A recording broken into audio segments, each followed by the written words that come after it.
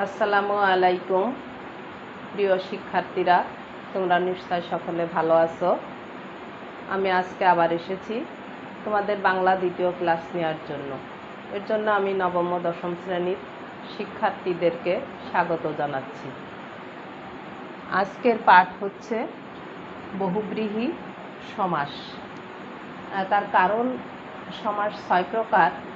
এর 3টা আগে আমি করিয়েছি। প্রথম করিয়েছি দ্বন্দ্ব সমাস, পরে করিয়েছি কর্মধারয় সমাস এবং তারপরে করিয়েছি তৎপুরুষ সমাস। আজকে আমি তোমাদেরকে বহুব্রীহি সমাসটা করাবো। তো বহুব্রীহি সমাসটা কি সেটা আগে আমরা একটু লক্ষ্য করি, তাহলে বুঝতে পারবো। বহুব্রীহি সমাসটা কি সেটা আমাদেরকে জানতে হবে।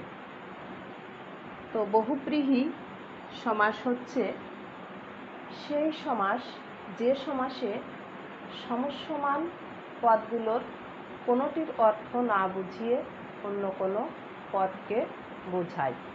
যে সমস্ত পদে সেটা সমসমান পদগুলোর কোনো অর্থই সেখানে থাকবে না। তো এটা হচ্ছে বহুব্রীহি সমাস। আমি বোর্ডে বহুব্রীহি সমাসের একটি উদাহরণ লিখেছি, সেটা তোমরা একটু দেখো। যে বহুব্রীহি আছে যার, সমস্ত পদ হচ্ছে বহুব্রীহি। এখানে আমি তোমাদের সংজ্ঞায় বলেছি যে সমসমান পদের কোনোটির অর্থই সমস্ত পদে থাকবে না। যেমন বহু অর্থ অনেক, আবার ব্রীহি অর্থ ধান। সমস্ত পদে সেটা না বুঝিয়ে যে কোনো ধন্যাঢ্য ব্যক্তিকে বোঝাচ্ছে, যে বহুব্রীহি অর্থ কোনো ধন্যাঢ্য ব্যক্তি। এখানে আরেকটি কথা বলা দরকার যে আমরা ব্যাসবাক্য করার সময় অবশ্যই বহুব্রীহি সমাসে যার তার দিয়ে ব্যাসবাক্য করব। আমরা এখন বহুব্রীহি সমাসের প্রকারভেদে আসি। বহুব্রীহি সমাসের প্রকারভেদ। বহুব্রীহি সমাস 8 প্রকার, যথা সমানাধিকরণ বহুব্রীহি সমাস, ব্যাধিকরণ বহুব্রীহি সমাস, ব্যতিহার বহুব্রীহি সমাস, নং বহুব্রীহি সমাস, মধ্যপদলোপী বহুব্রীহি সমাস, প্রত্যয়ান্ত বহুব্রীহি সমাস, অলুক বহুব্রীহি সমাস, সংখ্যাবাচক বহুব্রীহি সমাস। এছাড়া এই 8 প্রকার ছাড়াও আরেকটি বহুব্রীহি সমাস আছে, সেটি হচ্ছে নিপাতনে সিদ্ধ বহুব্রীহি সমাস। যে সমাস কোনো নিয়মের অধীনে থাকে না। এটা তোমাদের বইয়ে কয়েকটা উদাহরণ আছে, তোমরা একটু দেখে রাখবা, যদি পরীক্ষায় আসে তাহলে ওখান থেকেই আসবে। এখন আমরা আসি বহুব্রীহি সমাস যে 8 প্রকার আছে তার প্রত্যেকটির উদাহরণে বা ওই সমাসটা কি সেটিতে। আমি এখানে বোর্ডে একটু লিখেছি, তোমরা একটু খেয়াল করলে বুঝতে পারবে। এখন সমান অধিকার বহুব্রীহি সমাসটা কি সেটা আমরা একটু জানব। সমান অধিকরণ বহুব্রীহি সমাস হচ্ছে যে বহুব্রীহি সমাসে পূর্বপদে বিশেষণ এবং পরপদে বিশেষ্য থাকে, সেটা হচ্ছে সমান অধিকরণ বহুব্রীহি সমাস। এটা বোর্ডে আমি একটা উদাহরণ লিখেছি, সেটা আমরা একটু দেখি।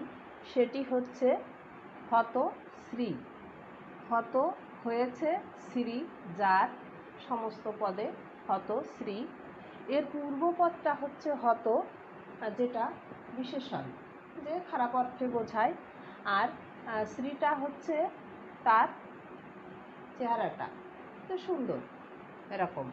তো এটা হচ্ছে বিশেষ্য, যে হত হয়েছে শ্রী যার, হত শ্রী। এরপরে আমরা আসি ব্যাধিকরণ বহুব্রীহি সমাসে। এখানেও একটি উদাহরণ লিখেছি।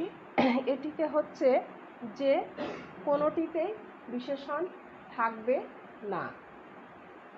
যে 80 20, 80তে 20 যার। এখানে 80 বলতে দাঁত বোঝানো হয়েছে, এটা কোনোটি বিশেষণ না। এরপরে আমরা আসি ব্যতিহার বহুব্রীহি সমাসে ব্যতিহার বহুব্রীহি সমাস বলতে আমরা বুঝি ক্রিয়ার পারস্পরিক অর্থে যে সমাসটা হয়। এখানে আমি আরেকটু বলি যে সমাসে পূর্বপদে আ এবং পরপদে রস্যই যুক্ত হয়ে হয় সেটা হচ্ছে ব্যতিহার বহুব্রীহি সমাস। এখানে আমি একটি উদাহরণ লিখেছি হাতা হাতি। তো এটা অবশ্যই সমস্ত পদে পূর্বপদে আ থাকবে এবং পরপদে প্রত্যয় ই থাকবে। এটা প্রত্যয়ে আ এবং ই থাকবে। এটি হচ্ছে হাতে হাতে যে যুদ্ধ, হাতা হাতি। এটা এখানে তয়াকার আছে আ এবং তয়রস্যি আছে রস্যই। তো এটা অবশ্যই ব্যতিহার বহুব্রীহি সমাস। এখন আমরা আসি নং বহুব্রীহি সমাসে। এটা অবশ্যই না অব্যয় দ্বারা করতে হবে। এখানে একটি উদাহরণ লিখেছি বে হেড। যে বে হেড যার, বে অর্থ এখানে নাই, নাই নয় নেই, এরকম অব্যয় দ্বারা এই সমাসটা হবে। তো নাই হেড যার বা বে হেড যার, বে হেড। আমি আরেকটি বহুব্রীহি সমাস লিখেছি, সেটি হচ্ছে মধ্যপদলোপী বহুব্রীহি সমাস। এখানেও কিছু পদ অবশ্যই সমস্ত পদে যে লোপ পাবে বা বাদ যাবে। একটা উদাহরণ লেখা হয়েছে হাতে খড়ি। তো এখানের ব্যাসবাক্য হচ্ছে হাতে খড়ি দেয়া হয় যে অনুষ্ঠানে, সমস্ত পদে যে এখানে কিছু অংশ বাদ দিয়েছে এবং সেটি হয়েছে হাতে খড়ি। এখন আমরা আসি বহুব্রীহি সমাসের আরেকটি সমাস, সেটি হচ্ছে প্রত্যয়ান্ত বহুব্রীহি সমাস। তো এই সমাসে সমস্ত পদে আ, এ, ও ইত্যাদি প্রত্যয় দ্বারা সমস্ত পদে থাকবে এবং এইগুলা দ্বারা এই সমাস করতে হবে যে সমস্ত পদে আ, ই এবং ও এই প্রত্যয়গুলো থাকবে। তবে এখানে একটি উদাহরণ লিখেছি যে একদিকে চোখ যার, সমস্ত পদে সেটি হয়েছে এক চোখা। এখানে প্রত্যয় আ যুক্ত হয়েছে শেষে, যে চোখা। আরেকটি বহুব্রীহি সমাস হচ্ছে অলুপ সমাস। এটিতে পূর্বপদ এবং পরপদ কোনোটি বাদ যাবে না, দুটি থাকবে। যেমন মাথায় পাগড়ি যার, মাথায় পাগড়ি। এখানে মাথা পূর্বপদ এবং পরপদ হচ্ছে পাগড়ি, সমস্ত পদে দুইটি থাকবে।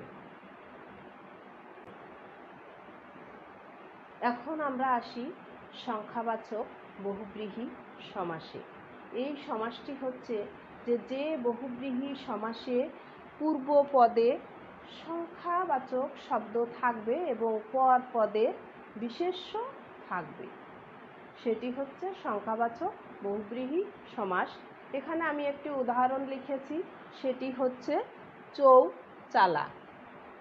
যে চৌ চাল যে ঘরের। এখানে চৌ বলতে আমরা চার সংখ্যাকে বুঝি, যে চার চাল যে ঘরের, সেটি হচ্ছে চৌচালা। এবং সর্বশেষ যে সমাসটি আছে সেটি হচ্ছে নিপাতনে সিদ্ধ। তো এই সমাসে কোনো নিয়ম নেই, এটা নিয়মের অধীনে থাকে না। এটা বইয়ে একটু করা আছে, দু একটা উদাহরণ আছে, সেগুলো তোমরা একটু দেখে নিও। যা আমি এখানে লিখেছি নর পশু, এর ব্যাসবাক্য হচ্ছে নরাকারের পশু যে নর পশু। এটি হচ্ছে নিপাতনে সিদ্ধ বহুব্রীহি সমাস। তো আমি তোমাদেরকে চারটা সমাস শিখালাম। প্রথমে দ্বন্দ্ব সমাস, তারপরে কর্মধারয় সমাস, তারপরে তৎপুরুষ সমাস। আজকে আমি তোমাদেরকে বহুব্রীহি সমাস শিখিয়েছি। তো আমি আশা করি এগুলো যদি তোমরা একটু মনোযোগ সহকারে দেখো, বইয়ের সঙ্গে মিলাও, তাহলে অবশ্যই কিছু না কিছু বুঝতে পারবে। আমি আজকে তোমাদেরকে আর করাচ্ছি না, আরও দুইটা সমাস আছে, পরবর্তী ক্লাসে অবশ্যই তোমাদের সঙ্গে সাক্ষাৎ হবে। তোমরা সবাই ভালো থেকো। পরিশেষে সকলকে ধন্যবাদ।